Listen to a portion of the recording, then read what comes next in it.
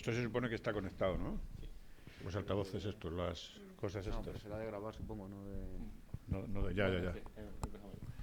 No, pero porque supongo que comprobarán que se oye bien y todo eso. Se oye todo bien, ¿no? Porque algunos tenemos la voz un poco rota.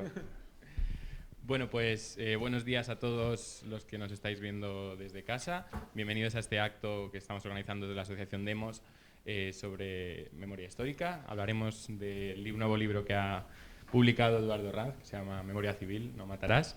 Tenemos hoy a dos ponentes de excepción. Tenemos por un lado a Eduardo, que es profesor en la universidad, abogado, escritor y gran amigo de la asociación desde hace ya muchos años. Y le acompañará Bonifacio Sánchez, que es portavoz de la Asociación por la Recuperación de la Memoria Histórica. Y esperamos que sea un acto entretenido, que sea instructivo y que podamos hablar mucho de un tema del que muchas veces se habla de menos. Así que, sin más dilación, le cedo la palabra a nuestra moderadora, Elena, que dará comienzo al acto. Y muchas gracias. Buenos días a todos. Como hemos explicado, este libro se llama Memoria Civil, no matarás, y explica los primeros procesos legales en cuestión de memoria histórica desde el año 2012 hasta hoy. Cuando se empezó todo, nos referíamos a memoria histórica con la ley de 2007, pero en el ámbito procesal aún todavía no estaba desarrollado, y el texto desarrolla un trabajo sobre la represión franquista, también contra la mujer, en cuestiones como, por ejemplo, el robo de bebés y la influencia de las mujeres frente a la supervivencia de los maquis. También analiza el paso por la justicia argentina de las víctimas del franquismo, la exhumación de Francisco Franco y las víctimas del Valle de los Caídos y las circunstancias de las fosas cordobesas de Nuestra Señora de la Salud, la fosa del cementerio de San Rafael y el colectivo Dejarnos Llorar. Además, se estudia el acceso a los archivos y las dificultades que esto puede traer, y bajo el ejemplo de una investigación familiar. También se ponen cuestiones mucho más modernas como el caso de Lorca, Ortega Smith y la Asociación 13 Rosas de Asturias. También, aparte de la bibliografía y la conclusión, el libro entraña 3 anexos, el primero del cual es una entrevista que se le hace al expresidente del Gobierno, José Luis Rodríguez Zapatero, para la tesis Procesos legales en memoria histórica, que se defendió en esta misma universidad. También el prólogo ha sido escrito por el expresidente del Gobierno y presentó el libro junto con Bonifacio y Eduardo en noviembre del año pasado aquí en Madrid. Tras esto doy la palabra a Eduardo para que nos explique un poco. Bueno, pues muchas gracias. Muchas gracias, en primer lugar, a la Asociación Demos por este acto, esta invitación. Efectivamente, nos conocimos hace tiempo y... Bueno, me quita quizás mejor la mascarilla. Nos conocimos hace tiempo y, además, una de las veces fue precisamente una subida que hicimos al Valle, poquito después de la exhumación del dictador, que hay que ver todo lo que ha ocurrido después de aquella subida en ese ya tan lejano 2019. Agradecimiento a la universidad, por supuesto, porque, como habéis dicho, defendí la tesis en esta universidad, Procesos legales de memoria histórica. Es más, me examiné en esta misma sala, fue donde pasé el tribunal de la tesis. Mi director fue el periodista José María Calleja, mi tutora la catedrática Rosa Sansegundo. Y digo con orgullo esto de la tesis, aunque con cierta preocupación, porque hablar de tesis en los tiempos que corren pues siempre puede llegar a ser hasta algo peligroso, pero yo digo con orgullo que ese trabajo salió de esta universidad. Y agradecer también, que constan en el libro, al Instituto de Estudios de Género y al Instituto Figueroa de Historia y Ciencias Sociales de la Universidad Carlos III de Madrid su colaboración en este trabajo. Agradecer también a Boni, bueno, pues lo que hemos vivido en estos últimos años. La RMH, Boni, fueron muy importantes para mí a la hora de comenzar el trabajo procesal. Recuerdo que comencé en esto de la memoria a partir de un artículo que leí en El País de Natalia Junquera sobre la exhumación de unos maquis entre Cuenca y Valencia, por ahí. Yo acababa de comenzar a ejercer como abogado y el artículo me impactó tanto que quería colaborar como fuera, ¿no? Y los conocimientos jurídicos. Y empecé a hablar con un diputado, con otro, y terminé hablando por teléfono con Emilio Silva, el presidente de la Asociación para la Recuperación de la Memoria Histórica, y paralelamente hablé con otro amigo común que Boni conoce, que es José Ignacio Casado, que fue quien me explicó, que yo no lo sabía, la historia de mi familia. La historia de mi familia es que mi bisabuelo fue ejecutado, mi bisabuelo guardia civil fue fusilado por ser leal al gobierno de la Segunda República. Eran 8 hermanos, ejecutaron a 4, un quinto logró exiliarse a México, ejecutaron también a sobrinos, chavales de 14 años.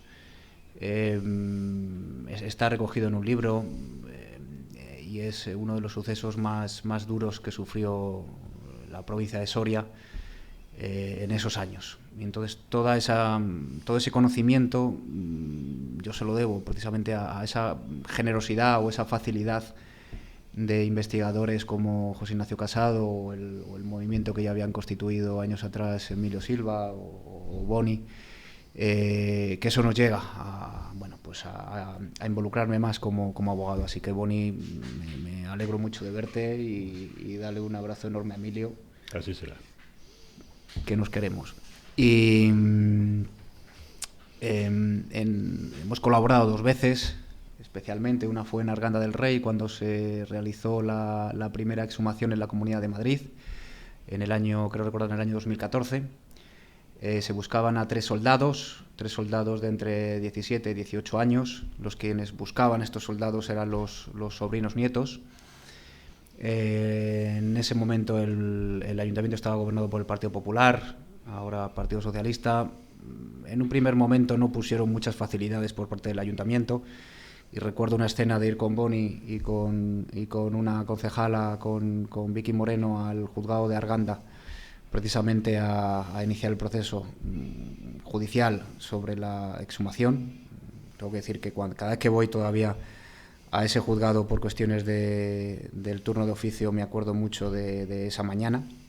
Finalmente la exhumación se llevó a cabo por el laboratorio, por el equipo técnico de la RMH, en colaboración con FUN España, y hay que decir que FUN España tuvo la brillante idea de, tras realizar la exhumación, pasarles una tasa por el cementerio a estas familias. Estas familias, por dignidad, se negaron a pagar esa tasa, y finalmente se produjo la exhumación y con gran dignidad se llevó a cabo este trabajo de sobrinos que buscaban a sus tíos. La otra colaboración que tuvimos fue unos meses antes, en el año 2013, cuando un diputado del Partido Popular, Rafael Hernando, se le ocurrió decir entre CTV que algo así como que las víctimas del franquismo se habían acordado de sus familiares cuando había dinero, al parecer cuando había dinero para subvenciones por medio, algo así dijo. Entonces iniciamos un proceso judicial contra este señor, contra Intereconomía, porque fue donde se produjo esas declaraciones, esas manifestaciones, y también contra la Conferencia Episcopal, puesto que tenía el 51% del accionariado de Intereconomía.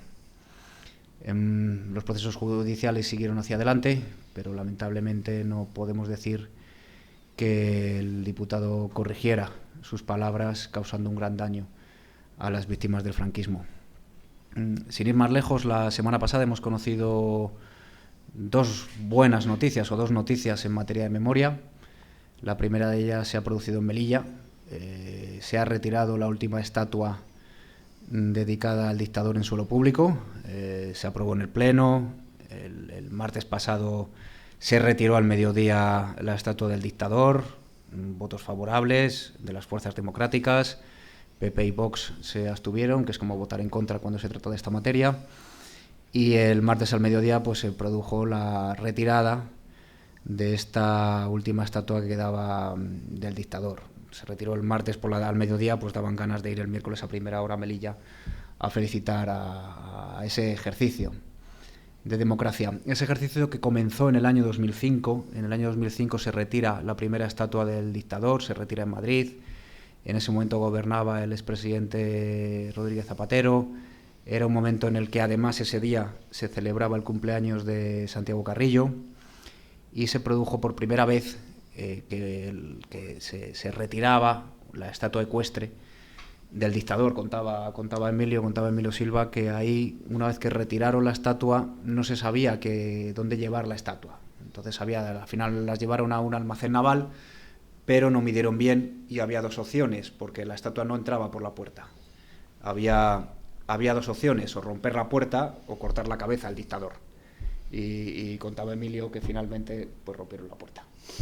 Era una estatua que conocida comúnmente era la estatua del burro subido al caballo. Y ese trabajo comenzó ahí, en el año 2005, y ha culminado en Melilla ese ejercicio de legalidad, de democracia, de dignidad frente a quienes nos traicionaron, y desde luego felicitaciones máximas a la democracia de Melilla. La segunda noticia que hemos conocido ha sido el recurso de amparo ante el Tribunal Constitucional sobre la exhumación de Federico García Lorca. Federico García Lorca fue ejecutado en el año 36, en agosto del 36, junto a dos banderilleros y un maestro. La nieta de este maestro, Nieves García Catalán, es quien ha liderado, quien ha iniciado, quien ha sido denunciante en este procedimiento. Y según la partida de función de Lorca, pues Lorca fue ejecutado a los 38 años de edad como consecuencia de heridas de guerra, pero no sabemos qué pasa desde ese agosto del 36 a día de hoy.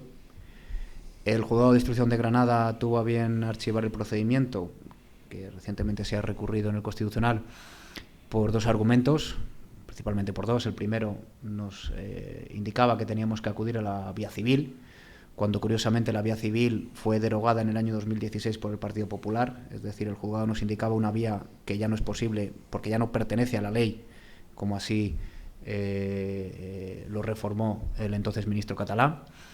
Y el segundo argumento decían es que había pasado mucho tiempo, que no se podía enjuiciar al culpable. Este argumento ya está superado.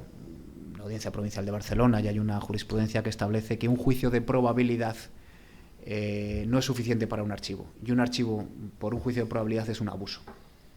Y este magistrado va más lejos, y es más, en su auto indica nombres y apellidos de gente que tiene 115 años, 112 años, a lo largo del universo. Pero con todo, esto no es lo que buscan las víctimas del franquismo. Las víctimas del franquismo buscan una investigación y sobre todo buscan realizar la exhumación, no buscan en sí el castigo contra alguien en sí, sino entre una cosa y otra lo que prevalece es cerrar esa herida que lleva 80 años sangrando. Volviendo al tema de Lorca, Lorca cuantitativamente no es mucho, cualitativamente estamos hablando del andaluz más internacional, que a día de hoy todavía no hemos logrado darle el entierro cultural que merece, y parece que es más fácil llegar a Marte que recuperar a Lorca. Hablábamos antes la exhumación del dictador. La exhumación del dictador, tuve la suerte de abrir una botella de cava con dos grandes amigos de esta universidad, Nicolás Sánchez Albornoz, que fue profesor de esta universidad y donó su inmensa biblioteca a la universidad, su legado está en esta casa. Él decía que un gobierno no tiene que pedir perdón, quien tiene que pedir perdón es el Ministerio de Defensa, porque es quien lo ocasionó todo. Y ese perdón a día de hoy, esas disculpas todavía no se han pedido, no se han dado. Y la otra persona con la que compartimos esta botella de cava ya no está. Es el que era profesor de esta casa, el periodista, el grandísimo periodista José María Calleja, amigo, que es quien iba a escribir el prólogo del libro, pero lamentablemente pues la COVID no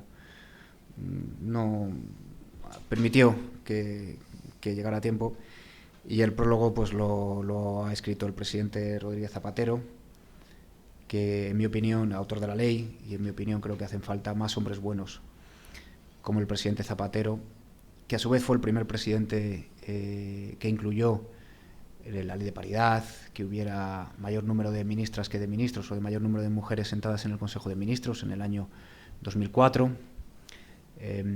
Esas mujeres que fueron las verdaderas heroínas porque sobrevivieron, esas mujeres a las que se les ejecutó al marido, se les congelaron las pensiones para que no pudieran sus hijos comer, estudiar, se les incautan los bienes, en algunos casos eran apresadas, sabían cuándo entraban pero no cuándo iban a salir, en otros muchos casos daban a luz, incluso en algunos se veían desposeídas de esos bebés por sus apropiadores.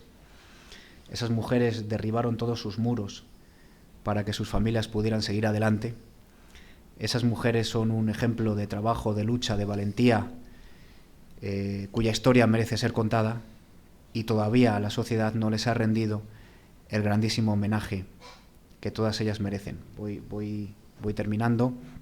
Por último, dado que el público que nos acompaña hoy es un público que está en la universidad, es un público que son los futuros profesionales de este país, yo creo que tenemos que tener en cuenta que las reivindicaciones son legítimas cuando ha habido una acción claramente injusta.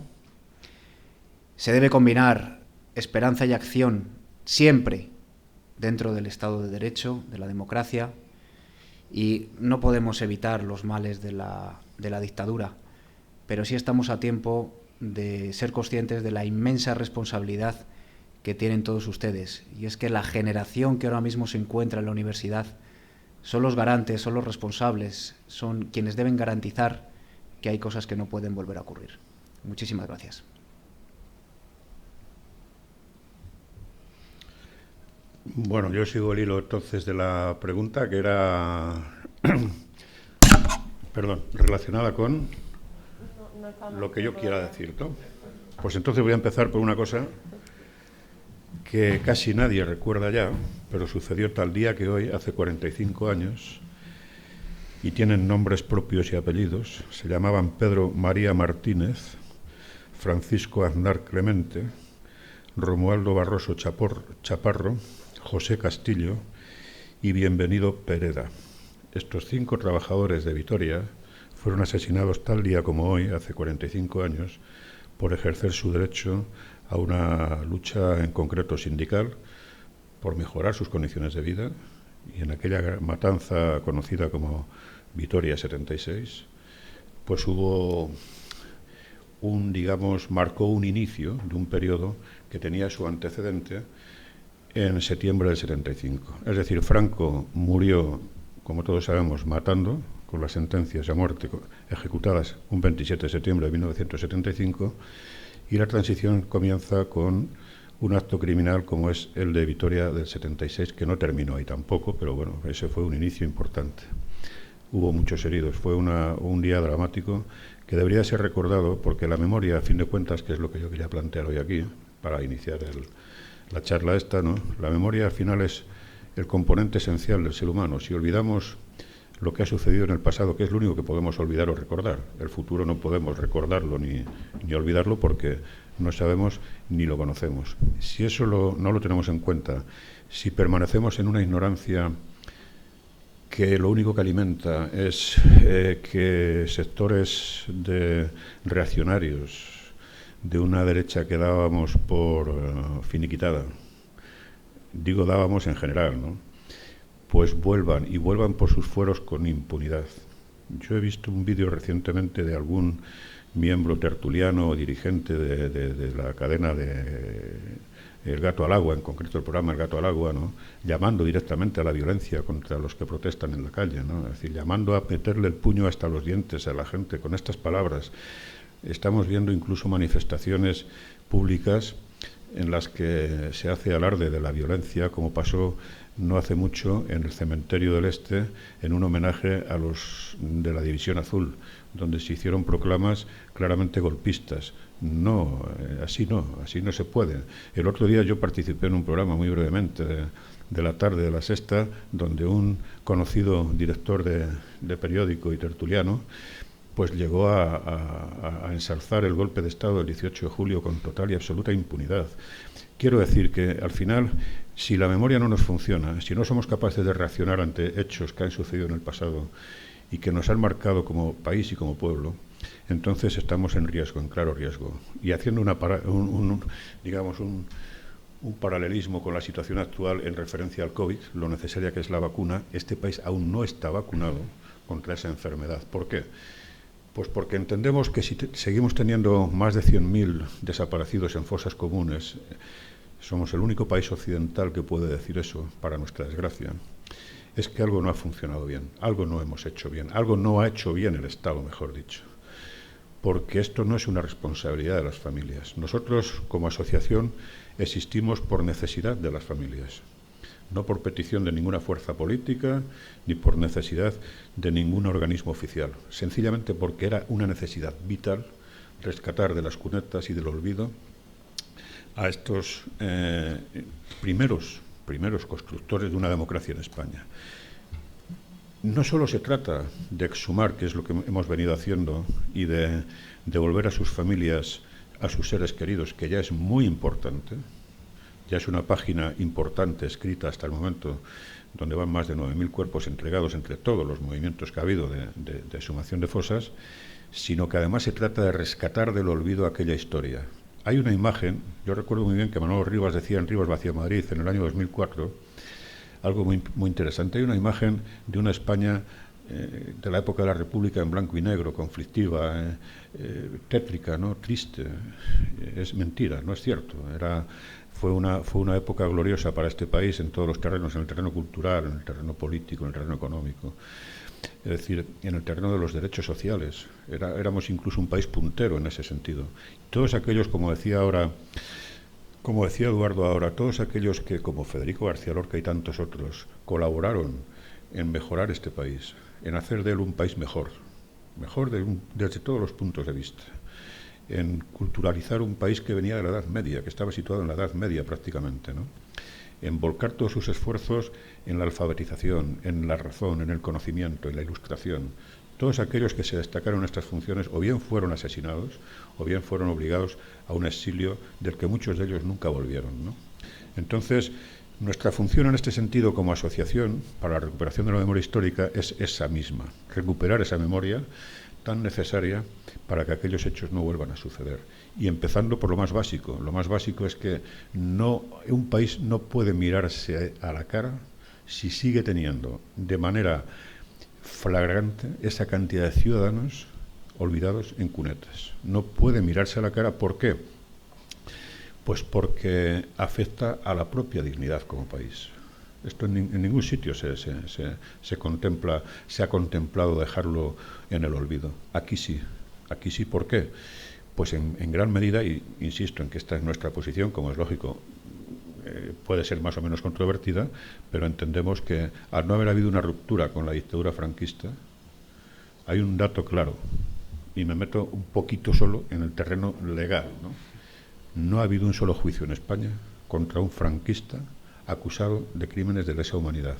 No existe en España ningún proceso abierto, que yo sepa, por crímenes de lesa humanidad o por desaparición forzada. La figura de la desaparición forzada, en referencia a lo que nosotros estamos trabajando, únicamente se nos ha atendido en Buenos Aires, cuando tuvimos que ir, una vez descartados todas las instancias en España y en Europa, tuvimos que marchar a Buenos Aires a reclamar la asistencia de la justicia universal por vía de familiares que allí existían, que estaban, y se nos atendió, y porque se entendía, y la propia Constitución argentina lo recoge, que hay que atender la reclamación de justicia universal por parte de las víctimas, que han sido víctimas en este caso de un genocidio. Lo decía la jueza Servini, no lo decimos nosotros. Y en España, como ha habido un genocidio, como ha habido luego una no ruptura con eso, como no ha habido una sensación, ni la hay porque no sucedió, de justicia, no se trata ahora de juzgar a los criminales directos, que muchos de ellos ya murieron, pero sí se trata de hacer una justicia que consista fundamentalmente, en primer lugar, yo pienso que el primer acto de justicia que Eduardo también ha compartido con nosotros, y hemos compartido más de una vez, es la entrega de restos a sus familiares. Es un acto de justicia, porque es justo que así sea, porque tienen ese derecho no se lo puede otorgar nadie, lo llevan con ellos. Las víctimas les acompaña el derecho a ser atendidos, y el Estado tiene la obligación de cumplir con ese derecho, y si alguna ley lo impide, habrá que derogarla o cambiarla, o habrá que introducir nuevos elementos, ¿no? Entonces eso es una de las cosas. La otra es el conocimiento, la verdad. La verdad es necesaria conocerla. No se trata solo de que hemos sacado a un chaval de 23 años cuando lo mataron, por cierto, y ya está, y se le entrega a la familia, ¿no? ¿Y qué historia le acompaña a esa persona? ¿Cómo se llamaba? ¿Quién era? Hay que sacarla del olvido, hay que contar esa biografía. Debemos de saber qué hicieron para estar allí. ¿Por qué ese lenguaje perverso que se ha ido instalando en la sociedad a lo largo del tiempo sobre culpables o inocentes? ¿Por qué? La dictadura no necesitaba ninguna causa de culpabilidad para fusilar y hacer desaparecer. Eso lo proclamaba muy bien el director mucho antes del golpe de Estado. Y Ángel Viñas, en su último libro sobre quién quiso la guerra civil, lo explica claramente con documentación sobradamente contrastada. No necesitaban eso. Sencillamente es que había que acabar con la experiencia que supuso la Segunda República por todos los medios. Fuera quien fuera, daba igual. Si era un maestro, si era un jornalero, si era un dirigente político, daba lo mismo. Y en ese contexto se produjo el genocidio. ¿Y nosotros qué es lo que ponemos sobre la mesa? La necesidad urgente, antes de que sigan muriendo los descendientes de quienes construyeron esa democracia y siguen en las cunetas, antes de que sigan muriendo, la necesidad urgente de intervenir por parte de las fuerzas del Estado, de los poderes del Estado, de la manera que sea. Nuestra función evidentemente es diferente a la que puede tener Eduardo personalmente o como colectivo. Nuestra función es una función, digamos, más crítica en ese sentido. No somos, yo no estoy en el mundo del derecho, quiero decir, pero sí nuestra función es señalar cuál es el problema y en la medida de lo posible apuntar a alguna salida, ¿no? Y es lo que venimos haciendo habitualmente. Bueno, termino ahí porque supongo que habrá muchas más cosas que hablar. Gracias. Vale, pues si os parece pasamos a las preguntas. La primera pregunta que nos gustaría hacerles es, siempre cuando se habla de memoria histórica, muy comúnmente se habla de la frase que hay sobre que hay heridas que todavía no están cerradas en este país, por una parte, y luego por otra parte se asegura que sí están cerradas y que por eso mismo no tienen que volver a abrirse.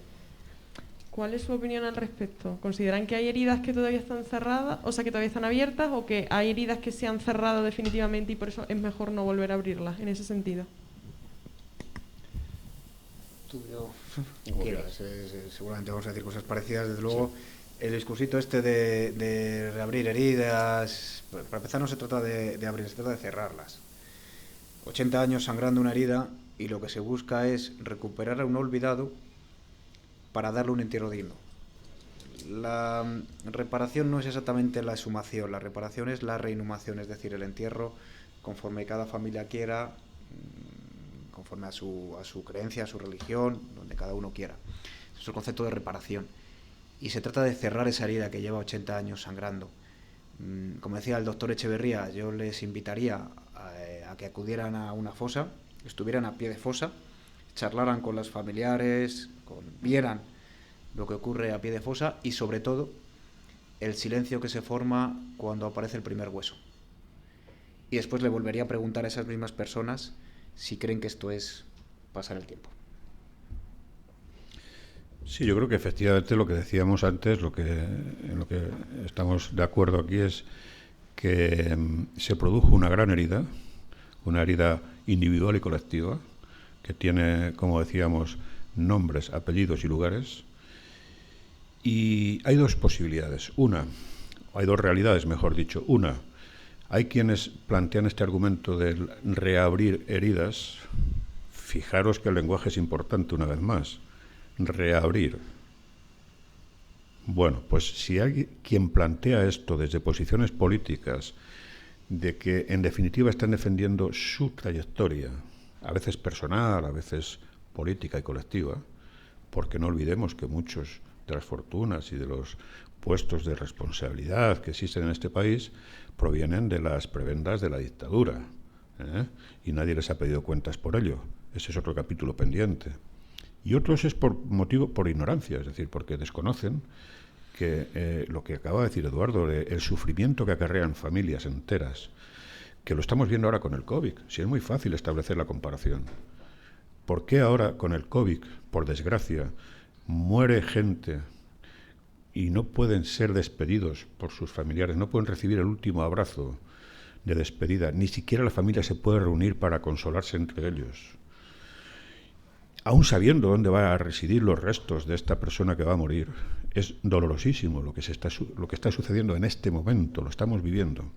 Pues eso tiene un aumento aún cuando hablamos de los desaparecidos de la dictadura. ¿Por qué? Pues porque no solo no se pudo producir esa despedida necesaria ante una muerte que puede entenderse. Es que, primero, era una muerte que no se podía entender. Segundo, no hubo posibilidad. Y tercero, no se supo ni se pudo ir a donde estaban los restos de estas personas porque se les hizo desaparecer con la intención, clara intención, programada de antemano, de añadir sufrimiento a los familiares. Por lo tanto, ¿dónde está la herida? La herida está en no haberse podido cerrar un duelo, una despedida, un abrazo colectivo. No se pudo dar. Entonces, eso es una herida. Quien no sea capaz de entender esto, como he dicho antes, tiene solamente dos razones. Una, porque tiene interés en ello. Dos, porque ignora lo más básico de un ser humano, que son los más profundos sentimientos que nos unen a nuestros familiares y a nuestros seres queridos. Esto se llama una herida. ¿Cómo se cierra? Como muy bien decía Eduardo, nosotros lo hemos vivido muchas veces. En esa entrega de restos se producen escenas que son irrepetibles. No hemos visto nunca, yo creo que tú tampoco, un gesto de odio, de rencor, de venganza, nunca. Lo que hemos visto es gente mayor, gente joven, niños incluso, despidiéndose de sus bisabuelos, en una situación, digamos, como de una recuperación de un ánimo que se había perdido, de una esperanza perdida, de una enorme ilusión, al tiempo que la tristeza propia de una muerte que se ve ahí.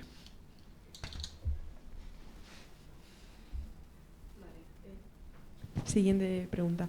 El 24 de octubre de 2019 tiene lugar la exhumación de Franco desde el Valle de los Caídos hacia el cementerio del Par Domingo Rubio. ¿Ustedes ven necesario algún cambio más de cara al futuro con respecto a la figura de otros dictadores como Primo de Rivera, o no lo consideran tan urgente o tan necesario como ha sido este acontecimiento? ¿Seguimos en el orden? ¿No? Sí, mira, no tengo ningún problema. La exhumación del dictador Franco me refiero, porque aquí se habla de dos, efectivamente, se produjo en un clima de cierta normalidad. Es un procedimiento que nace de oficio del gobierno, se decide, se aprueba en Consejo de Ministros, se ratifica por el Congreso de los Diputados, y es más, el Tribunal Supremo, la Sala de lo Contencioso, que tradicionalmente es la más conservadora, ratifica esta decisión de oficio. Por tanto, es un procedimiento que tiene todas las garantías de la ley, todos los poderes, etcétera, etcétera. Se procede a la exhumación. Y todo lo que vimos ese día, yo mismo estuve el día anterior en el cementerio de Mingo Rubio, el mismo día de la exhumación estuve en Mingo Rubio, y todo lo que pudimos ver de cierta exaltación, una cierta, conjunto de personas que estaban ahí, unos nietos que hoy son abuelos y un tejero visiblemente envejecido. No hay más, en el sentido de suponer una actuación que pueda traer algún problema. Repara una anomalía histórica, pero con todo fue una exhumación simbólica. Falta una exhumación real, que es la de las víctimas del franquismo. Las víctimas del franquismo obtuvieron la primera y única sentencia en España que autoriza o ordena exhumar, que fue en marzo del 2016, y esa sentencia todavía no se ha cumplido. Han pasado 2 años de Partido Popular, 2 años de Partido Socialista, y todavía esa sentencia no se ha llevado a cabo, no se han producido las exhumaciones de las víctimas republicanas del Valle. Y eso sí es una exhumación real que genera una cierta sensación agridulce, porque por un lado está un éxito jurídico, pero por otro lado ese éxito no se ha materializado en nada. Por tanto, yo creo que el Valle tendría que tener 3 fases. La primera ya se ha llevado a cabo, la exhumación del dictador. La segunda, cumplir la ley y cumplir la sentencia. Y la tercera, un giro en conjunto. Esto que se dice que el Valle se puede resignificar. Quien haya acudido al Valle con las víctimas del franquismo sabe que es imposible resignificarlo. El Valle representa la victoria de los vencedores sobre los vencidos, ambos de una misma nacionalidad. Es más, uno ve la cúpula y ve 3 banderas, la bandera carlista, la bandera falangista y la bandera franquista. La idea de reconciliación es la idea que él tenía, que el dictador tenía de reconciliación, ¿no? Es una idea que se aleja bastante de la democracia. Por tanto, no existe esa posibilidad de resignificar. Sí tenemos la posibilidad de reparar, en el sentido de exhumar a las víctimas del franquismo que tienen reconocido judicialmente este derecho. Y la tercera parte podría ser, en mi opinión, desplazar los restos del dictador José Antonio Primo de Rivera de ese lugar preeminente en el que se encuentra. Hay que decir que José Antonio Primo de Rivera no tuvo hijos, su hermana, a la que por cierto quisieron casar con Hitler, tampoco tuvo hijos. Por tanto, nos tenemos que ir ya, hijos de Primo, nos tenemos que ir a partir del 3er, 4º grado, que no tienen legitimidad en un proceso judicial. Por tanto, bastaría una decisión de Consejo de Ministros para desplazar los restos inhumados del dictador José Antonio Primo de Rivera. ¿Por qué no se lleva a cabo? Pues desde luego uno visita el valle y lo primero que siente es miedo. Esa construcción, esa locura de construcción que comienza en el año 39, termina en el 59. Seguramente si se hubiera inaugurado en el 39, pues la construcción sería otra, pero la realidad es que tenemos semejante megalomanía en la carretera, que todos los relatos del Valle se han contado desde la dictadura. Todavía no hay un solo relato del Valle que se haya explicado desde la democracia, y quizás falta un homenaje por parte del gobierno central, del presidente del gobierno in situ, que pueda democratizar, que pueda explicar lo que fue ese sitio. Y hay una idea, que es la idea principal del libro, que es que tiempo es lo que no tenemos. Sí, bueno, nosotros también participamos activamente tanto en la petición en su momento como en todo el proceso, opinando sobre la exhumación de Franco, de Cuelgamuros. Y lo que pasa es que hemos sido muy críticos en todo el proceso. ¿Por qué? Porque entendemos, primero, que debería de haberse hecho de una manera privada, entregársela a las familias y se acabó. Se acabó porque incluso podían, yendo más allá, en países con problemas semejantes, lo que se hizo fue hacer que los cuerpos de los asesinos, y Franco ha sido el mayor asesino de la historia de este país, pues no tuvieran un lugar donde poder ir sus correligionarios o sus seguidores, ¿no? Es decir, que se borrara su presencia física porque no merece estar entre nosotros. Eso no se ha hecho. Es decir, se hizo con medios del Estado, no estamos de acuerdo. Se llevó a otro lugar que pertenece a Patrimonio Nacional y se sigue manteniendo por parte con dinero público en Mingún Rubio, tampoco estamos de acuerdo. No creemos que ese sea el procedimiento, no debería de haber sido así. En tercer lugar, tendremos que ver que José Antonio Primo de Rivera no solo, dicen, se discute si era o no, si fue o no víctima de la guerra o víctima de Franco. Bueno, pues ni una cosa ni la otra. Si José Antonio Primo de Rivera tiene un nombre conocido y se le conoce por algo, pues no hay más que a través de las redes sociales echar mano del discurso que pronunció en el año 33 en el Cine de la Comedia, en el Teatro de la Comedia de Madrid, acto fundacional de Falange, donde ahí está el ideario de Falange Española, que luego se plasmó como el brazo armado de la dictadura que llevó a cabo el terror planificado desde el minuto 1, junto con requetés, legionarios, etcétera, y somatenas a lo largo y ancho de todo el país. Falange Española fue el partido de los asesinos. Directamente, las cosas han de llamarse por su nombre. Me importa una mierda, hablo en plata, si esto tiene luego una traducción o no tiene una traducción posible en lo legal. No ese es el problema. El problema es que entraron en las casas, sacaron a la gente de sus camas y los fusilaron y los hicieron desaparecer. Y esa pandilla de asesinos tenían un jefe ideológico que además, cuidado, si uno ve ese discurso de la comedia, es clavado a las tesis de Benito Mussolini. Y si uno indaga un poco más y echa mano de historiadores que hoy son absolutamente respetados, como he dicho antes, Ángel Viñas u otros, verá que además eso tiene su origen en otra figura que no entra aquí a debate, que es que la conspiración contra la República comienza en 1931, el mismo día 14 de abril de 1931, de la mano de los monárquicos, y en Roma con Benito Mussolini.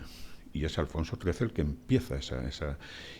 Y a ello se añade luego la Falange, como digamos la copia, por decirlo así, de los camisas negras y de los fascistas italianos. Bueno, eso en cuanto al Valle. En cuanto a lo demás que tiene que ver con el Valle, mira, nosotros acabamos de registrar en la Fiscalía General del Estado una petición para que los benedictinos, una orden que, como sabéis, se ha pronunciado claramente defendiendo la estancia de Franco en el lugar y su carácter de caudillo, ¿no?, bueno, pues que salieran de allí porque efectivamente, según el boletín oficial del Estado y los acuerdos del Gobierno de España, en aquel momento, en el año 58, representados por Carrero Blanco, en nombre de Franco, y la Orden de los Benedictinos de Santo Domingo, bueno, pues, y una ley posterior de 2015 que pone límite a esos convenios indefinidos, pues entendemos que el 2 de octubre había terminado ya el plazo legal para poder estar allí, ¿no?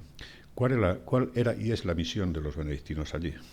Aparte de controlar y administrar todo el recinto, todo. Aparte de eso, tiene fechas señaladas. Como tú decías antes, no hay posibilidad de significar aquello. Si es que tiene las fechas señaladas, tienen que hacer misa mayor cantada cada 20 de noviembre. Y cuidado, aquel 20 de noviembre que se señalaba en el año 58 no tenía nada que ver con la muerte de Franco porque no estaba prevista. Además, no se llamaba nunca la muerte, se llamaba pues algo así como el hecho irreversible o la... No, era por lo de José Antonio Primo de Rivera. Y el 17 de julio. Y la exaltación permanente de la Santa Cruzada. La cruz tiene un significado. Y vuelvo, y coincido también con Eduardo, como es lógico. Yo voy a poner un ejemplo, por ejemplo, de una persona ya mayor, Mercedes Abril, de 94 años. La llevaron hace un tiempo a ver a su padre, que está allí en el valle, a través de un cristal. Y le dijeron, ahí está tu padre. Ya, pues sacarlo. Si yo lo que quiero es que le saquen allí, tiene 94 años, ¿cuánto le queda de vida? Es lo que hablábamos antes, el tiempo, va contra todo. ¿Por qué no procedemos? Yo tuve la oportunidad de participar en una reunión con el gobierno hace año y medio, y sí le pudimos decir a Pedro Sánchez, directamente, y a la ministra de Justicia de aquel momento, que ahora es fiscal general del Estado, que había un problema de voluntad política, que era necesario que efectivamente en Consejo de Ministros, en el boletín oficial del Estado, se tomara una serie de decisiones ejecutivas que resolvieran el problema inexorable del paso del tiempo. Dijo no hace mucho la vicepresidenta primera del Gobierno que no se podía permitir pasar un minuto más sin atender a las víctimas. Ya han pasado 5 meses, son muchos millones de minutos, no podemos permitirlo, porque no valen los homenajes póstumos. A Nicolás Sánchez Albornoz había que hacerle un homenaje público, con todos los honores, porque sería el representante de un sector de la población que sufrió la represión, teniendo que construir además el mausoleo del dictador. Es decir, no esperemos a que se muera Nicolás Sánchez Albornoz, no esperemos a que se muera Mercedes Abril, no esperemos. Entonces, esta es nuestra posición, es decir, y luego, desde luego, José Antonio Primo de Rivera, mira, fuera de allí, para empezar, porque es un insulto que detrás de la cripta, como tú bien sabes, y sabemos todos, estén allí amontonados, de mala manera, en cajas que se están pudriendo, los restos de unos 16.000 republicanos aproximadamente. A mí me gusta más decir los padres de la democracia, porque es que allí están, muchos de ellos dicen que eran soldados, no es verdad, no es verdad. El caso de Pajares de Daja es un ejemplo claro. El padre de Fausto Canales. Están allí no porque fueran soldados que estaban combatiendo en el frente, eran civiles que ya habían sido asesinados, estaban en una fosa común, los cogieron y se los llevaron a rellenar aquel hueco inmenso y siniestro, ¿no? Bueno, esa es nuestra posición. Sí, yo quería apuntar un poco al caso de Mercedes Abril que has comentado. Fuimos a esa visita al Valle, Mercedes Abril... Bueno, todos tienen que poner en situación que el Valle tiene un valor catastral de 21 millones de euros para 19 religiosos. O sea, no sale a más de 1 millón de euros el religioso. Logramos acceder, Mercedes Abril, 83 años, la última vez que vio a su padre tenía 3 años. Unos días antes había fallecido su hermano y llevaba 80 años sin ver a su padre. Todo esto después de la vorágine de judicial, administrativa, etcétera, etcétera, finalmente logra obtener el reconocimiento a exhumar a su padre. Subimos al Valle, Mercedes Abril en silla de ruedas, la llevábamos la silla entre 4 por las escaleras y llevamos el Valle está pensado es como un almacén, no tiene puerta de entrada pero no de salida, y la escalera está pensada para subir pero no bajar. O sea, la idea de esto era que entraran para que nunca más volvieran a salir los cuerpos. Si yo quiero sacar al primero, tengo que sacar al último. Hay, efectivamente, como ha dicho Boni, unos 18.000 republicanos, unos 15.000 del mal llamado bando nacional, pero que habrían otros 30.000. Está pensado para 60, entraron 30, 18.000 fueron secuestrados del bando republicano, entre ellos el padre de Mercedes Abril. Mercedes Abril hoy tiene 83 años, ha estado afectado por el COVID, afortunadamente lo ha superado, acaba de fallecer su marido.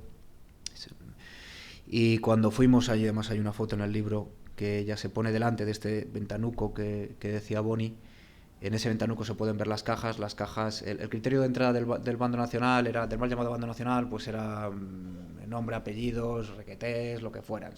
Y en el del bando republicano es una cifra, y el criterio de entrada es el municipio de origen de la fosa. Entonces se puede ver perfectamente en yeso o en cajas, que se ve pues la que pone el nombre del municipio.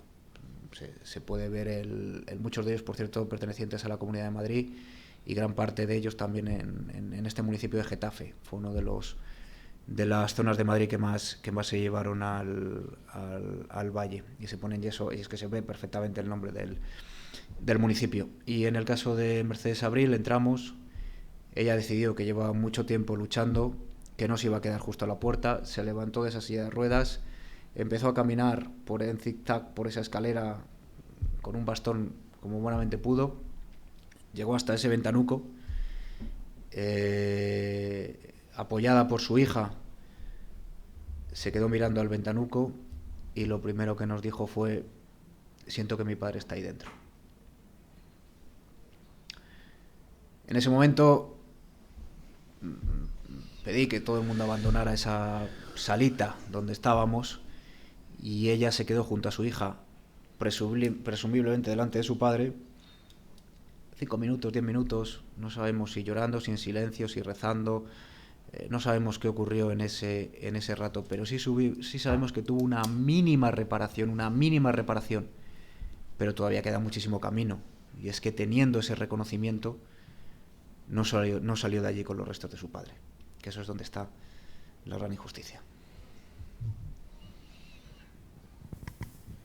Bueno, pues continuamos con la siguiente pregunta. En mayo de 2019 salió a la luz el documental titulado El silencio de otros, que habla de esta misma materia, de memoria histórica, de familias que no han podido recuperar plenamente a sus familiares, y se hace un llamamiento a que se necesitan cambios urgentes en esta ley de memoria histórica.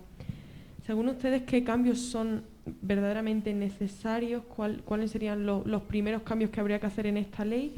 ¿Y creen que serán factibles a corto plazo, o mínimo tendremos que esperar a un medio o muy largo plazo para que estos cambios vean la luz y puedan ser factibles? El silencio de los otros, que obtuvo un Goya y casi un Oscar, estuvo ahí. Está presente Argentina, la querella argentina, que el efecto que más ha producido la querella argentina fue la exhumación de Timoteo Mendieta, es decir, una jueza en Comodoro Pi en Buenos Aires. Comodoro Pi es como Plaza de Castilla en Madrid. Una jueza en Buenos Aires da una orden de exhumación, la jueza Servini, y acaba produciéndose una exhumación en Guadalajara. Y esta exhumación además la lleva a cabo el equipo técnico de la Asociación para la Recuperación de la Memoria Histórica, además de manera técnica, por supuesto, con la sensibilidad que esta materia requiere. Y de ahí se produce el traslado al Cementerio Civil de Madrid, y se produce el entierro de Timoteo Mendieta con dignidad en Madrid. La mala noticia es que Ascensión murió hace poco, la buena noticia es que ha podido ser enterrada junto a su padre, y ese trabajo lo materializó pues, el laboratorio de quien nos acompaña. Y en cuanto a la ley, pues yo creo que en primer lugar habría que hacer el expediente de jurisdicción voluntaria que está reflejado en el texto. Este expediente de jurisdicción voluntaria es con lo que se obtuvo la sentencia que autoriza u ordena exhumar en el Valle de los Caídos. Hay una redacción propuesta en ese texto que es actualizar este expediente. Este expediente viene de las guerras carlistas, estaba en nuestra ley de la jurisdicción voluntaria, la ley de enjuiciamiento civil, los ordenamientos jurídicos de Hispanoamérica lo tienen heredado de nosotros. El ministro Catalá decidió eliminarlo en el momento en que teníamos vivo el proceso legal de la exhumación de los hermanos La Peña, y habría que retomar, que está redactado el texto, que la finalidad de esto es exhumar en suelo público, exhumar en suelo privado y exhumar en suelo religioso, todo ello costeado por los poderes públicos. No olvidemos que fue ese Estado el que les ejecutó. Por tanto, lo mínimo es que, en la medida de las condiciones técnicas, que desde lo público se garantice este trabajo de exhumación a través de los profesionales que tienen experiencia en este tipo de trabajo. Por tanto, esa sería la primera gran reforma. La segunda, un ejercicio de dignidad por el cual retirada inmediata de toda la simbología de exaltación de guerra civil y dictadura, escudos, placas, honores y distinciones, en calles dedicadas a quienes nos traicionaron, etcétera, etcétera, de manera inmediata. El catastro está ahí, es conocido qué calles son en cada ciudad. Para esto sería conveniente que colaborasen las subdelegaciones de gobierno para elaborar este catálogo de vestigios. Y en tercer lugar, podríamos hablar mucho, pero en tercer lugar, la buena educación. Es fundamental llevar a esta materia a las escuelas, explicar qué es lo que ocurrió, porque ya digo, hablamos de reparación, hablamos de justicia, pero lo más importante son las garantías de no repetición. Y en mi opinión estos son los tres grandes ejes más, pero estos serían los tres grandes ejes que debería contemplar una ley tan humanitaria como es la Ley de Memoria Histórica. Sí, yo con el tema de la pregunta que has hecho del reportaje este. Bueno, nosotros fuimos los que iniciamos el proceso en Buenos Aires, como dije antes, ¿no? Porque entendíamos que había posibilidades, como sí se demostró. Es verdad que el único efecto práctico que ha tenido la querella argentina, la llamada querella argentina, en sentido estricto, es la exhumación de Guadalajara. Pero tiene un añadido. No solo se consiguió sacar a Timoteo Mendieta, que era el objeto de la querella en este caso, ¿no? Tiene varios añadidos. Uno, que dimos con un juez decano de Guadalajara, con el que yo me reuní en 2 ocasiones, absolutamente partidario de hacerlo, si no hubiera sido bastante difícil, como bien sabe Eduardo, porque más exhortos ha habido que no se han cumplido, concretamente con los que eran acusados de crímenes de lesa humanidad, entre ellos Martín Frager y Barne, que se fue sin... Pero bueno, en este caso de Guadalajara, ese fue un efecto positivo, es decir, encontrar en este caso, una parte judicial que era partidaria de llevar a cabo este principio universal de justicia, ¿no? En segundo lugar, no solo se saca a Timoteo Mendieta, sino que ya fueron rescatados 50 y tantos cuerpos de 2 fosas, porque la primera no dio resultado, hubo que ir a la segunda. ¿Pero por qué? Porque nada más empezarse a conocer la existencia de esta exhumación y de este proceso, empezaron a llegar noticias e información de más familiares que sabían que estaban los restos de sus familiares allí, incluso en qué fosa estaba localizado, la fosa 1, la fosa 3, la fosa... De tal manera que se ha podido dar satisfacción a muchas más familias. Y de tal manera que incluso para este año es posible que podamos continuar haciendo exhumaciones en Guadalajara, pero no porque nosotros estemos empeñados en ir a Guadalajara a hacer exhumaciones, que hay muchos fusilados en aquella pared fuera y dentro del cementerio, en el paredón, sino porque han ido apareciendo muchas familias que nos solicitan nuestra participación en ese trabajo, y nuestro objetivo, como siempre, es dar satisfacción a estas familias, ¿no? Esto por una parte. Por otra, en cuanto a la ley, bueno, pues nosotros entendemos que yo tuve la oportunidad de decírselo a Pedro Sánchez, que hay países sin leyes de memoria que han hecho con voluntad política sus deberes, y países con leyes de memoria que sin voluntad política no lo hacen. Sea como fuere, nosotros insistimos mucho en una cosa. Ahora va a iniciarse un procedimiento parlamentario que llevará su tiempo para esta nueva ley de la que se está hablando. No sabemos cómo va a terminar. Lo que sí sabemos es una cosa: el tiempo es nuestro principal enemigo. Independientemente de en qué termine esta ley y qué aspectos aborde o no, esperemos que sean positivos, independientemente de eso, lo que es urgente es una actuación central, del Estado central, que no delegue en ayuntamientos y en comunidades autónomas esta competencia. Esto es un problema central, como viene advirtiendo desde hace ya años Naciones Unidas a través de los relatores que han venido aquí, desde Pablo de Greiff hasta el que tenemos ahora, en que no es una cuestión menor, es una cuestión central que afecta a una cuestión también central, que es derechos humanos. Y como se trata de derechos humanos, tienen prioridad. Y esa prioridad significa que, o bien a través del Boletín Oficial del Estado, del Consejo de Ministros, de Presidencia del Gobierno, de donde sea, salgan las instrucciones precisas para que el Estado central, con todos sus medios, proceda a dar satisfacción a las familias. hemos solicitado al Parlamento, a los 11 grupos parlamentarios que hay en este momento, no hace mucho, ahora 3 meses, creo que llevamos un escrito a todos los grupos parlamentarios, a cada uno de ellos, para que se hiciera un gran homenaje de Estado en el Parlamento de este país a los padres de la democracia. No ha habido respuesta de ningún grupo parlamentario. Hemos dicho que tiene que haber una condena oficial y firme de la dictadura franquista por parte de una institución que representa al pueblo español. Tampoco lo ha habido. En cuanto a qué podría recoger o no, nosotros insistimos mucho, las leyes, ¿no? Insistimos mucho en un aspecto. No solo se trata de rescatar la memoria de las víctimas, también se trata de rescatar la memoria de los verdugos. Es preciso saber quiénes fueron los criminales, los que llevaron a cabo este genocidio. En cualquier país que tuvo problemas similares al nuestro, los asesinos fueron señalados, juzgados y en muchos casos, como pasó en Nuremberg, pues cumplieron condenas serias. Ha habido otros casos, cada país ha tenido un tratamiento diferente, pero han tenido tratamiento. En Sudáfrica se ha tratado de otra forma, en otros lugares pues han aparecido públicamente pidiendo disculpas, perdón y admitiendo, bueno, aquí el problema es que muchos ya han muerto, aún quedan muchos vivos, que llevaron a cabo actos criminales contra los demócratas.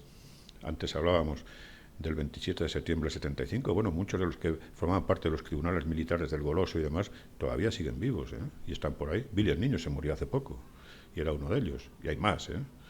Martín Villa sigue vivo, y por mucho que haya declarado en la Embajada de Buenos Aires o en el consulado, a mí me da igual. Ese hombre, bueno, pues es reo de una acusación muy seria de crímenes de lesa humanidad, ¿no? Bueno, a lo que iba, en cualquiera de los casos es fundamental conocer esto. Sería necesario incluso un diccionario, yo creo que hasta una enciclopedia, ¿no?, donde apareciera el listado de quienes participaron activa y violentamente contra los padres de la democracia y quienes se lucraron también de ellos y quienes llevaron a cabo luego, bueno, pues una purga pueblo a pueblo, barrio a barrio de este país. No se salvó nadie.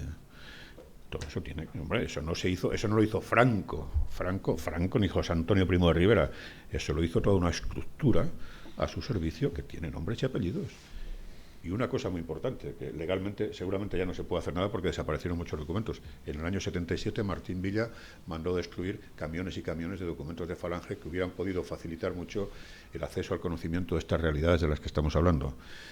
Es que además pasa una cosa, que muchos patrimonios que se hicieron, que es otro capítulo importantísimo, fue en aplicación de la ley de responsabilidades políticas, robándole a los padres de esta democracia sus propiedades. Bueno, yo en mi caso lo tengo porque mi abuelo fue el primer alcalde republicano de mi pueblo, se llamaba como yo, y mi padre fue el segundo alcalde republicano de mi pueblo. Bueno, pues cuando mi padre volvió de la cárcel y mi abuelo del campo de concentración donde estuvo, pues no tenían dónde ir, le habían quitado todo.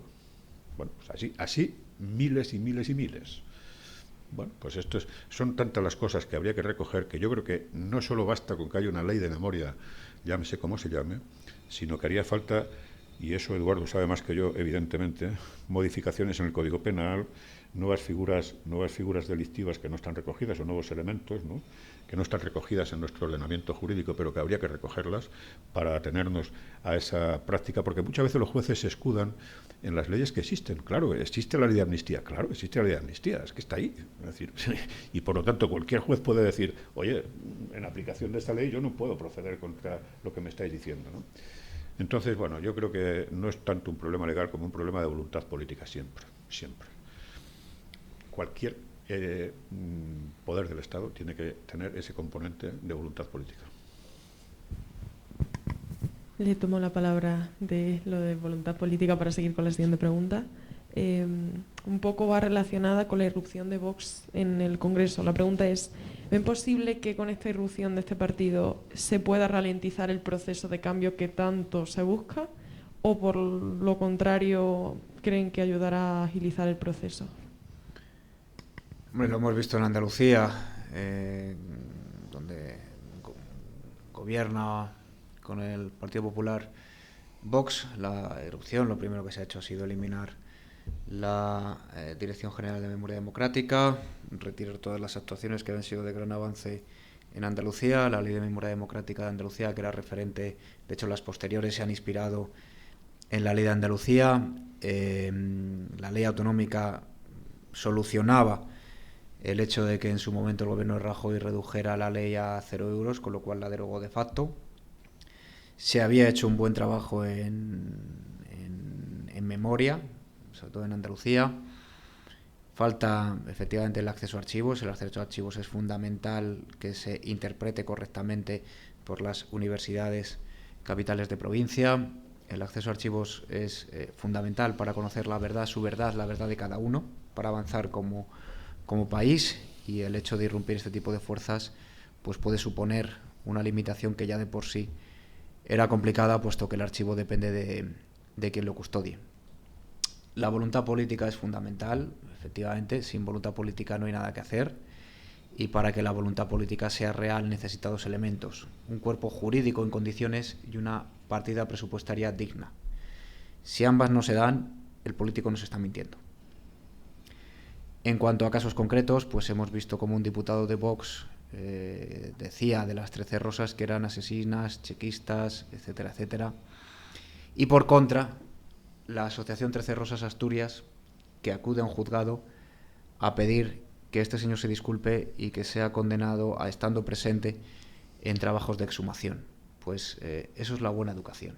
Eso es un poco también la idea del título del libro. El título del libro se llama No matarás, que es el 5º mandamiento. Memoria civil, que es la combinación de memoria histórica con guerra civil. En el ámbito jurídico hay 2 opciones: el ámbito penal, la vía civil. El ámbito penal es un reproche, un castigo contra alguien. La vía civil es el reconocimiento familiar a realizar la exhumación. Yo soy partidario de esta segunda parte, y el ejemplo precisamente es el proceso judicial contra este diputado de Vox que dijo esas barbaridades sobre las 13 Rosas. Como decía Calleja, la dignidad 2 pasos por encima del miedo. Bueno, yo creo que la entrada de Vox en el juego político forma parte de eso, del juego político. Las derechas han valorado que era un momento oportuno pues para diversificar imágenes. Son hijos de la misma madre. Hay un tronco del que sale todo esto. Es decir, yo no hago demasiada distinción entre unos y otros en lo referente a la memoria histórica. En lo referente a este pasado del que estamos hablando hay posiciones comunes en las derechas. Unos porque dicen que mejor no tocarlo como ciudadanos, ¿para qué mirar atrás, no?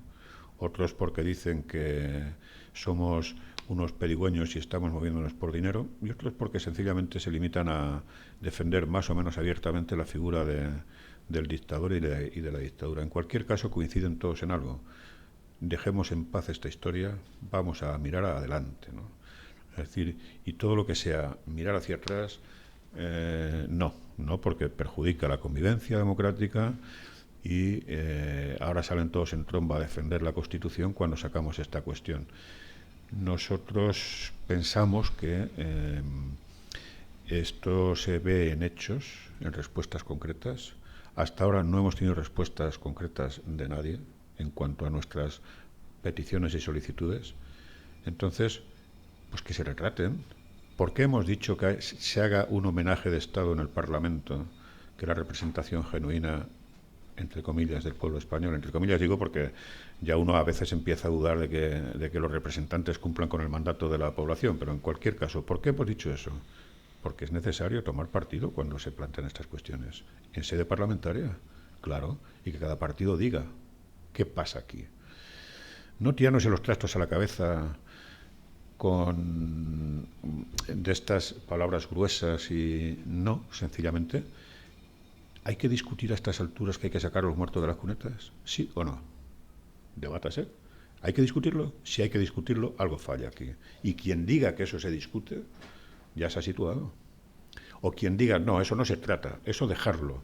Porque como tú decías antes, o planteabais antes en la pregunta, es remover viejas heridas.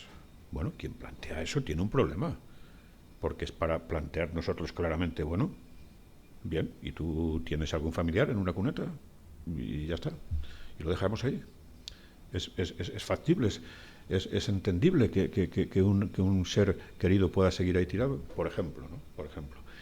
Luego hay muchísimo debate en esta cuestión. Esta no es una cuestión colateral. Esto es una cuestión central que afecta al Estado mismo, es decir, ¿de dónde venimos? ¿De dónde venimos? Y esto es una pregunta, esto yo lo hablaba antes con Óscar, antes de empezar esta charla, es cómo a lo largo de la dictadura y después en la transición se ha ido acoplando un lenguaje perverso en el sentido de que mejor no preguntar, ¿no? Primero aquello era tenía su origen en el miedo, no hablar, no preguntar por miedo, y después se ha hecho por conveniencia. Es decir, no preguntar, porque claro, preguntar es incómodo, porque empiezan a salir realidades. Y termino con una cosa muy sencilla. Es decir, bueno, lo de Vox yo lo considero incluso anecdótico. Es decir, las derechas son las derechas, están ahí y harán lo posible y lo imposible porque este tema no salga adelante de ninguna de las maneras. Ya está. Ya hablaba esto antes de Rajoy, pero bueno, me da igual. Es decir, cualquiera de ellos serán más o menos violentos a la hora de plantearlo, pero el fondo es el mismo. La cuestión, por lo tanto, es: ¿estamos dispuestos hoy a preguntarnos, como han hecho muchos nietos y bisnietos, dónde está mi familia? ¿Qué pasó aquí? ¿Estamos dispuestos? Porque esa es la cuestión. La juventud hoy, en los centros como este de estudio, se está planteando preguntas básicas del porqué de las cosas. Es fundamental. Hoy ya llega a ser casi una pregunta, entiéndase, revolucionaria en el sentido de que lo cambia todo. Y cambió todo esto cuando un nieto se preguntó, ¿dónde está mi abuelo? Es una pregunta básica, pero lleva a lo demás. Ya como última pregunta, y a título personal les quería preguntar, ya que estamos en una universidad y la charla se está dando aquí en un centro donde los jóvenes nos formamos de cara al futuro, quería preguntarles sobre dos vertientes. La primera es, ¿qué mensaje dirían a los jóvenes de cara a este tema? Y el segundo es una cuestión que tratábamos antes del acto, y es, ¿creen que de cara a unos años este tema se diluirá o por el contrario seguirá teniendo la relevancia y la importancia que le estamos dando ahora y que está empezando a tener ahora? Bueno, yo creo que ahora voy yo, ¿vale? Pues yo creo que al principio de la transición, recuerdo, lo viví en primera persona, pues también se hacían apuestas porque este tema ya quedaría zanjado una vez por todas, fundamentalmente a partir del 23 de febrero de 1981. Bien, no fue así porque, como hemos visto después, generaciones posteriores mantuvieron esa inquietud y esa pregunta de la que yo hablaba. ¿Qué mensaje dar a la juventud sobre este tema y por cuánto tiempo? Creo que estamos en el camino de plantear que, con seriedad y con los datos encima de la mesa y con el recorrido hecho hasta aquí, hay materia suficiente para seguir trabajando por mucho tiempo y esperemos que el menos posible en la recuperación de esto. Primer mensaje: esto es una responsabilidad del Estado y cuanto antes intervenga el Estado central me refiero, el Poder Ejecutivo fundamentalmente, también el Poder Judicial, pero fundamentalmente y en primer lugar el Poder Ejecutivo, antes se resolverá las cuentas pendientes, las más urgentes, que es, como decíamos antes, el tema de la recuperación de los restos de los que están desaparecidos. En segundo lugar, un mensaje para la juventud que nos escuchan y que nos ven y que están ahí, es a la expectativa, es que no se conformen nunca, que no os conforméis nunca con lo que os digan. Siempre hay que preguntar por qué. Nosotros estamos hoy aquí a que nos preguntéis lo que queráis. Yo al menos así lo veo y creo que Eduardo también. Preguntar, porque si no tenemos respuesta algo falla. Y si tenemos respuesta es porque del tema que estamos hablando, bueno, pues nos hemos preocupado de conocer esa realidad. Si nos conformamos con lo que se nos dice desde los medios de comunicación de masas, desde las redes sociales, desde algunos poderes políticos y públicos, ¿no?, pues entonces tendremos una sociedad ignorante. ¿Y es malo para todo? También para esto.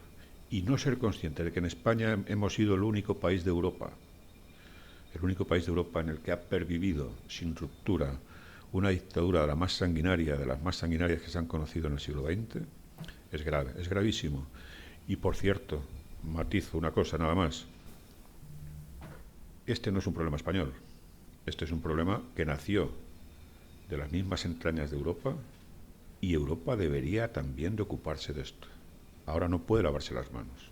Si no llega a ser por Francia y por Inglaterra, en un primer momento, Italia y Alemania, Italia fascista y Alemania nazi por otro, y los apoyos internacionales como Texaco, Estados Unidos, etcétera, no hubiera habido tal golpe de Estado, no hubiera caído la Segunda República y hubiéramos tenido una democracia plena. Y ya, por último, decir, si repasar, por favor, los logros de la Segunda República. No os quedéis con las imágenes en blanco y negro. Mirar lo que se hizo. Mirar cómo España fue el tercer o cuarto país del mundo donde se ejerció el derecho al voto universal, el sufragio universal, un 19 de noviembre de 1933.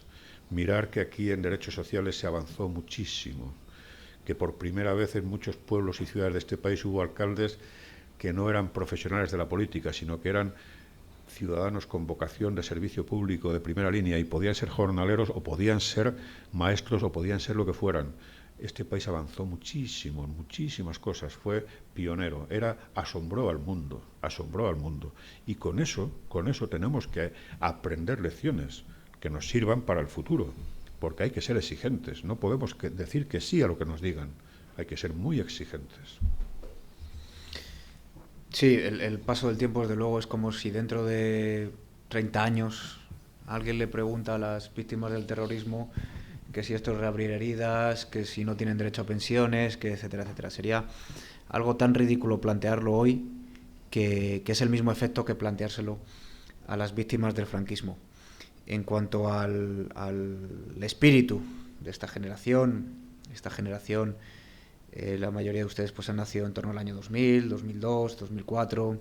En torno a esos años ya no tienen la presión que vivieron los padres o incluso los abuelos de la transición, a los que, por cierto, la transición, en mi opinión, les debemos bastante, pero ya no tienen esa presión que tenía una generación atrás o dos generaciones atrás. La memoria lo marcan principalmente los nietos, algunos de ustedes ya son bisnietos.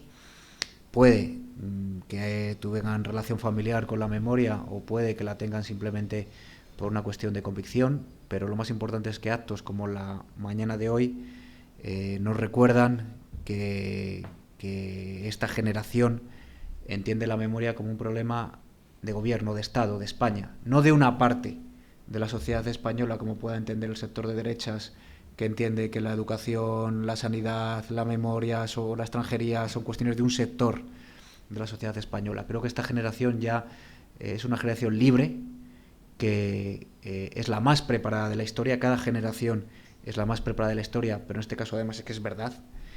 Y ese compañerismo, esa fuerza, esa lucha por el trabajo y esa libertad, creo que es lo que va a hacer que intelectualmente siga viva esta idea de memoria histórica, de memoria democrática o incluso de memoria civil. Muchas gracias. Vamos a pasar ahora muy brevemente, tenemos un par de preguntas del público. La primera es que nos pregunta de qué forma podría perjudicar a las derechas asumir estos reclamos de memoria histórica de las víctimas del franquismo. Yo entiendo que electoralmente, o sea, básicamente, ¿por qué no las aceptan? Bueno, pues perjudicar a la derecha, bueno, en la medida que ellos quieran ser perjudicados, ellos sabrán. Nosotros esa pregunta no nos la hacemos. Nosotros la pregunta que nos hacemos es, o en todo caso la inquietud que tenemos es cómo resolver un problema pendiente. Si hay sectores de la derecha o la derecha en su conjunto o las derechas en su conjunto se sienten perjudicados por esto, que lo expliquen. ¿Qué razones tienen? Vuelvo a lo de antes. La cuestión es explicar el porqué de las cosas. Nosotros explicamos el porqué de nuestro planteamiento, que es hacer justicia con un pasado que no se ha querido entender ni atender, con una generación que hizo de este país un país brillante y digno de respeto en el mundo entero, y esas son nuestras razones. Nuestras razones es atender también a que hubo unos verdugos que acabaron con esta experiencia. ¿Cuáles son las de las derechas? Que lo expliquen. ¿Tienen algo que defender? ¿Están a favor de aquella dictadura? ¿Tienen intereses económicos? ¿Tienen intereses políticos? ¿Qué es lo que pasa? Son ellos los que tienen que dar la respuesta.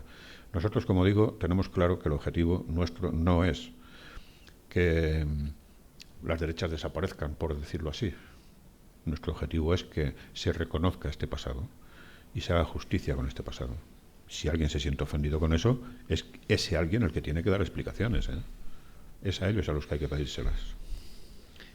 Sí, es como si el sector de la derecha, entre derecha y extrema derecha, tuviera miedo a que se accediera a archivos y salieran según qué apellidos, según qué propiedades. Es como si la familia Franco, que por cierto se alteró el apellido, puesto que Franco tuvo una hija, tuviera miedo a una posible prueba de ADN sobre el cuerpo del dictador. Pero desde luego los derechos humanos no son perjudiciales. Y en esta vida se debe ser objetivo, pero es imposible ser neutral. Y la otra pregunta que nos hacen, ya para terminar, es ¿por qué nunca se habla de, o no de la misma manera, de otras situaciones en las que hay otras cosas comunes, pero del otro bando, como es el caso de Paracuellos del Jarama?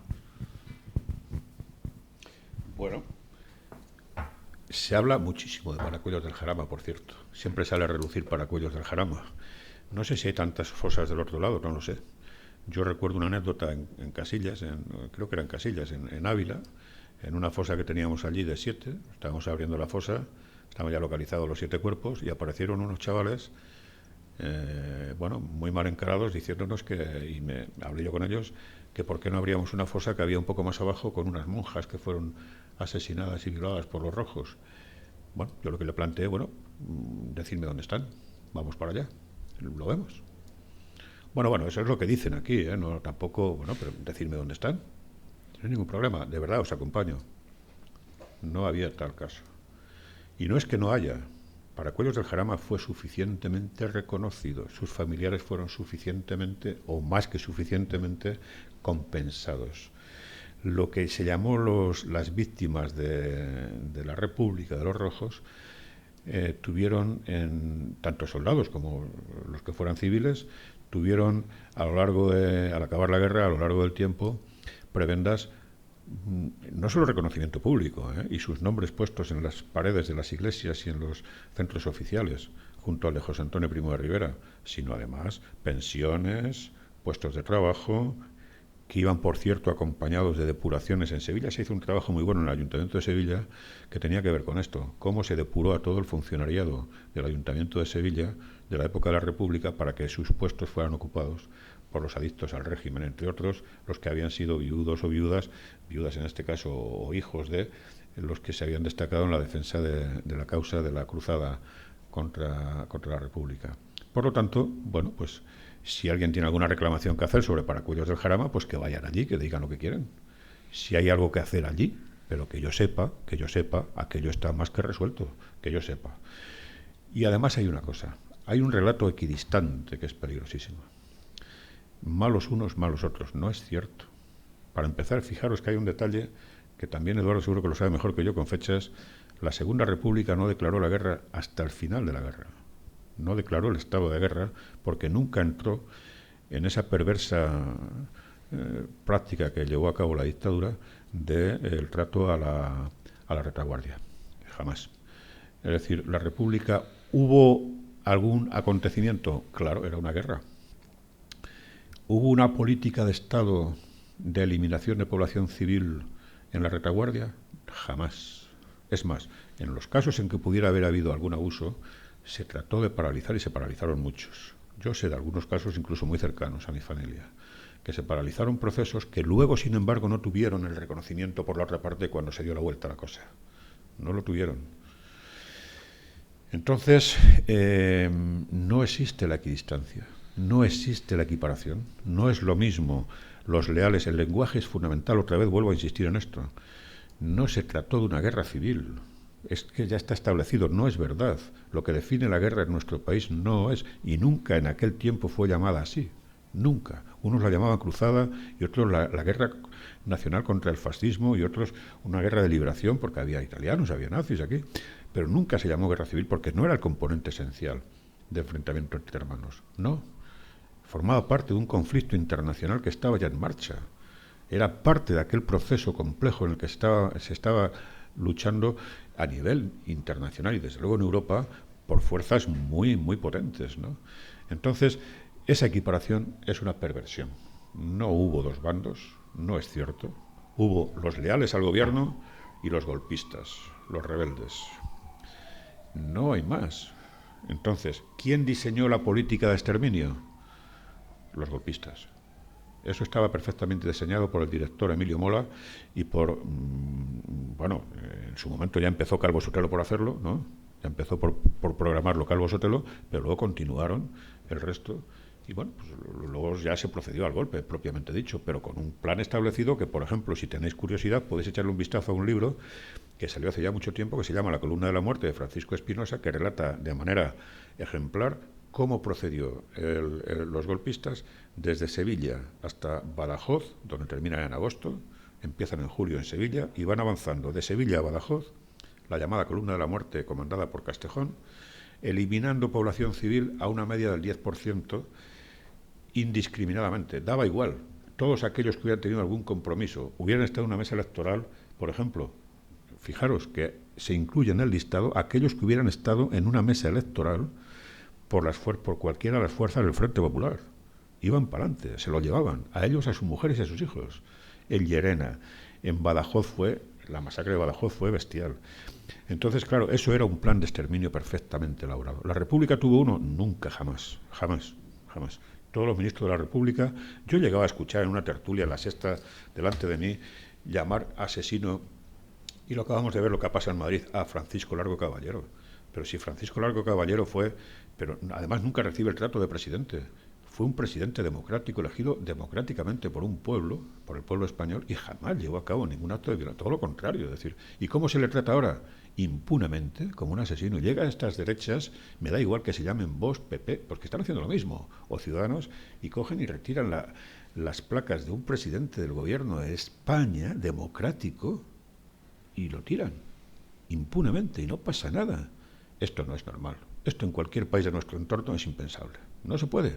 No se puede porque no hablan del Francisco Largo Caballero, y digo este caso porque es un ejemplo evidente de cómo se está tratando este tema, con la equidistancia esa, de un dirigente socialista o objetista o... No.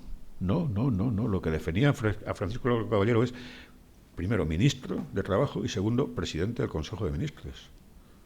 Joder, pues coño, seamos institucionales en todo, también en eso, en el respeto a una institución como es la presidencia del gobierno de un país democrático, que eso es lo que... Entonces, han desmontado todo eso y, como decía Manolo Rivas, desmontaron las verdades y nos llenaron de mentiras, con el nodo y ahora con este relato de esa equidistancia. No existe.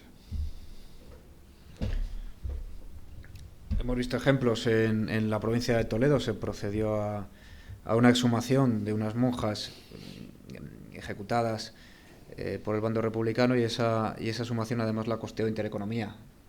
Es decir, hay casos. La comparación de Paracuellos es una barbaridad. Para empezar, nos tenemos que ir al año 37 y desde el primer momento se supo quiénes fueron ejecutados en Paracuellos porque los funcionarios republicanos hicieron el listado de las personas que fueron ejecutadas en Paracuellos. Las víctimas del franquismo han tenido que esperar prácticamente al año 2000 para conocer una cifra que son 114.000 víctimas, que es una cifra de parte, puesto que la aporta la defensa del juez Garzón y el Tribunal Supremo la da por buena. Pero 1937, año 2000. Si uno acude al cementerio de Paracuellos ve perfectamente que sí están enterrados, no están tirados en fosas, están perfectamente enterrados. Se han producido honores, están clasificados, ha habido entierros posteriores, quien quería estar con esas personas. Hay también simbología religiosa de clérigos que estuvieron en procesos de beatificación o de santificación. No se puede comparar, las víctimas republicanas todavía no han recibido un funeral de Estado. Esas personas se levantaron contra la legalidad democrática. Sí está previsto en el Código Penal la aplicación de una sanción contra la legalidad democrática y no lo que hizo el bando golpista, que es aplicar las normas democráticas para asesinar a quienes ostentaban las instituciones republicanas democráticas. Esa justicia al revés pervierte el sistema. No se puede comparar. Pero con todo a mí me gustaría quedarme con los ejemplos internacionales. En el caso de Europa tenemos el Bella Ciao, que es el partisano que podría ser lo equivalente a un maqui, ese ejemplo de ese himno, de esa canción, y cerrar con el discurso de Merkel del año 2009, que decía: me inclino ante todas las víctimas. Pues con esto concluimos el acto. Agradeceros enormemente que hayáis querido estar con nosotros. Ha sido un verdadero placer. Creo que ha sido un acto muy instructivo y muy necesario. Y de verdad reiteraros el agradecimiento de parte de toda la asociación, de los que estamos aquí y los que están desde casa. Y muchas gracias. A vosotros. A vosotros, por supuesto, por vuestra paciencia.